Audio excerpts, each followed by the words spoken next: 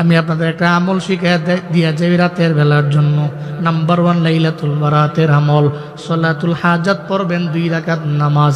আপনি ওযু করে চলে গেলেন ঘরের মধ্যে অথবা মসজিদের মধ্যে গেলেন, নফল নামাজ যেহেতু, আপনি ওখানে যাইয়া 2 রাকাত সলাতুল হাজাত নামাজের নিয়ত করে ফেললেন। সলাতুল হাজাত পড়ার লক্ষ্যে আপনি নামাজের মধ্যে দাঁড়াইলেন। সলাতুল হাজাত কেমনে পড়বেন অনেকগুলা মত আছে, তবে উল্লেখযোগ্য মত হলো আপনি যখন নামাজে দাঁড়াইলেন প্রথম রাকাতে সূরা ফাতিহার পরে কুল ইয়া আইয়ুহাল কাফিরুন আপনি এটা পড়লেন।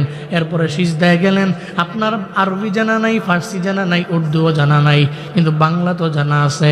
হাই মুমিন মুসলমান, আমায় বলেন না আল্লাহ তো আরবি জানে, ফার্সি জানে, উর্দু জানে, সবই জানে। আল্লাহ কি আমার মাতৃভাষা বাংলা কি জানে না? আল্লাহ তো বাংলাও জানে।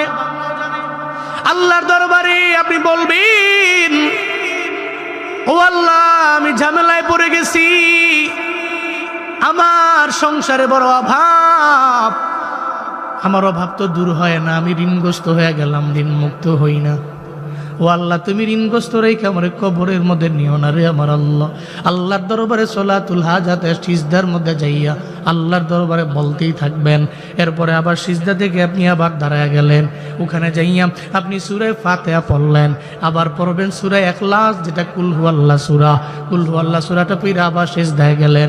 ওই সিজদার মধ্যে গিয়ে আল্লাহর দরবারে বলতেই থাকলেন। আবার 2 রাকাত নামাজে সালাম ফিরাইয়া আল্লাহর দরবারে মুনাজাত করবেন। মুনাজাতের আগে মদিনার নবীর উপরে দরুদ পড়া আল্লাহর দরবারে দোয়া করতে থাকবেন। ও আল্লাহ আমি জানি না আমার মতো গুনাহগার জমিনের মধ্যে কেউ নাই, ও আল্লাহ তবে আমার জানা আছে তুমি চাইলেই তো যে কোনো বান্দারে ক্ষমা করে দিতে পারো রে আমার আল্লাহ। এই লাইলাতুন নিসফি মিন শাবানের রাতের বেলা বহু মানুষেরই তো তুমি মাফ করে দিবা।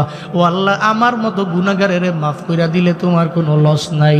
আল্লাহর দরবারে যদি বলা যায় আমার আল্লাহ মাফ করে দিলে আমার আল্লাহর কোনো ক্ষতি হবে না, আল্লাহ মাফ করে দিলে কারো দরবার থেকে পারমিশন নেওয়া লাগবে না, ঠিক কিনা?